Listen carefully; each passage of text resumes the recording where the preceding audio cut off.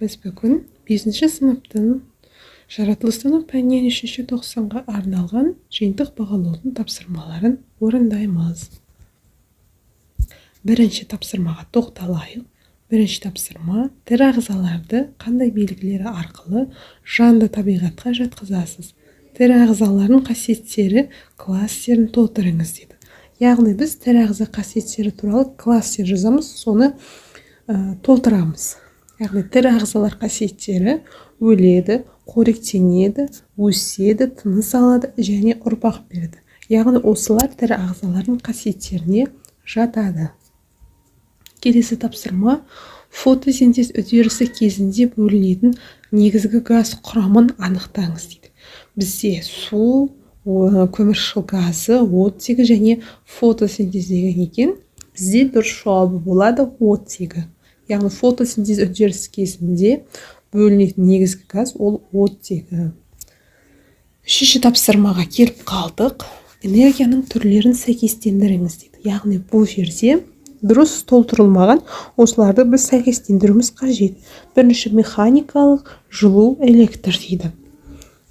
Механикалыққа, яғни мына суретте көріп тұрғанымыздай, қыздың жүгіріп бара жатқан, яғни бұл жерде қозғалыс, яғни механикаға жатады.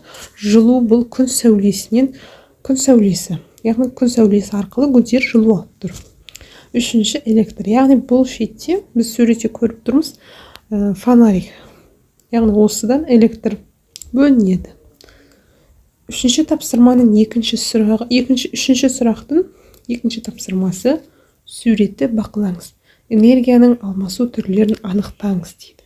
Яғни біз суретте көріп тұрғанымыздай 4 адам қысты күні пикникке шыққан екен. Яғни сол арқылы от жағып жылынып отыр. Бұл жылу энергиясынан механикалық энергияға ауысады. Түсінікті болса, келесі тапсырмаға өтеміз. 4-ші сұрақтың 1-ші тапсырмасы: суреттегі тірі организмдердің тіршілік деңгейлеріне қарай түрлерін анықтаңыз дейді. Бірінші суретте адамның дене мүшесі көрсетілген, адамның несі көрсетілген, сұлбасы. Екінші адамның ми бөлшектері, милары көрсетілген. Үшінші суретте теңіз балдыры. Төртінші суретте адамның мүшелері, яғни ас қорыту мүшесі көрсетілген. Төртінші суретте бізде жануар көрсетілген, яғни қасқыр. Бесінші суретте бұл жасуша көрсетілген. Яғни осылардың тіршілік деңгейіне қарай түрлерін анықтаңыз дейді. Бұл жерде жоғары деңгей және төменгі деңгей деп бөліп қарастырамыз. Жоғары деңгейге адам, бұл жерде бірінші суретте қасқыр, бұл жерде төртінші суретте тұр және ас қорыту мүшесі үшінші суретте. Қалған төмен деңгейге жатады. Бұл нәруыз, жасуша, ұлпа, қалғандары төменгі деңгейге жатады. Келесі сұраққа өтеміз. 4-ші сұрақтың екінші тапсырмасы: жоғарыдағы сурет бойынша тірі организмдерге тән биологиялық заңдылықтарды ретімен орналастырыңыз. Яғни осы суретті айтып отыр. Бірінші жоғары деңгейге популяция, организм, мүше. Төменгі деңгейге ұлпа, жасуша, молекула. Бұл сұрақ түсінікті болса, келесі сұраққа өтеміз. Қайнаған судың салқындау графигін сызыңыз дейді. Яғни біз 100 градусқа дейінгі температураны саламыз төбеге қаратып, аласынан 20 минут деп сызамыз. Және де екінші сұрақ: үдерістің жүру себебін сипаттаңыз дейді. Яғни белгілі бір уақыт аралығында температура төмендейді. Келесі тапсырма. 6-шы тапсырмаға келіп қалдық. Ыдыстағы ботқа көлемінің ұлғаю себебін сипаттаңыз дейді. Яғни бұл суретте бәрімізге таныс Маша және Аю мультфильмінен үзіндік көрсетілген екен. Яғни сол арқылы осы жерде бұның істеген ботқасы өте көп көлемде болып тасып кетеді. Соның көлемнің ұлғаю себебін анықтаңыз дейді. Бастапқы кезең және соңғы кезең қарастырамыз. Яғни бастапқы кезең қайнап тұрған сумен отқа араласып қалыпты температура қалыптасады. Ал соңғы кезеңде температура артқанда заттардың көлемі жылу әсерінен ұлғаяды. Негізінен ботқаны пісірген кезде белгілі бір уақытта тез піседі бұл дайын ботқа. Сол себепті бір 2-3 минут қана пісіресіздер, сол уақытта өшіресіздер. Әйтпесе ол ботқа осы фотодағыдай тасып кетеді. Жетінші сұрақ. Суреттегі үдеріске тұжырымдама жасаңыз дейді. Суреттегі үдерісте бірінші суретте майшам тұр, екінші суретте тышқан, үшінші суретте гүл мен майшам, ал төртінші суретте гүл мен тышқан тұр. А, В, С деп қарастырамыз.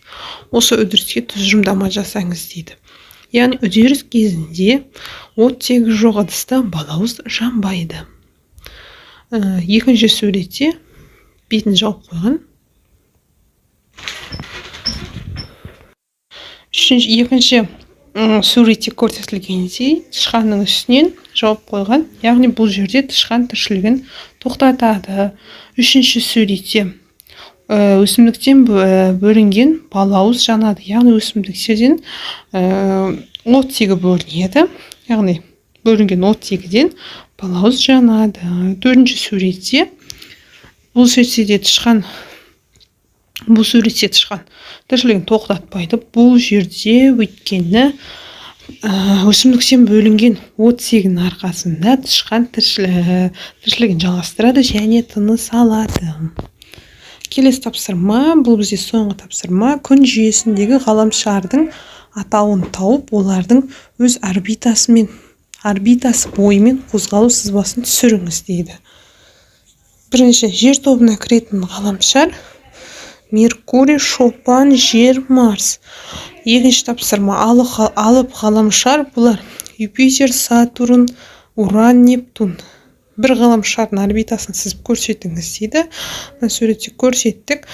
Төртіншісі, ғаламшардың қозғалу себебін дәлелдеңіз.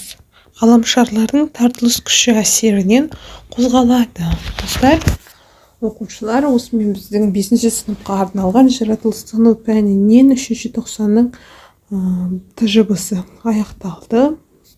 Алдағы уақытта да БЖБ, ТЖБ тапсырмалар уақытылы түрде шығады. Ол үшін сіздер біздің арнаға жазылып, лайк басып, комментарий жазып отырыңыздар. Алдағы ТЖБ, БЖБ сабақтарына тапсырмаларын жақсы орындап шығуға тілектеспін. Сау болыңыздар.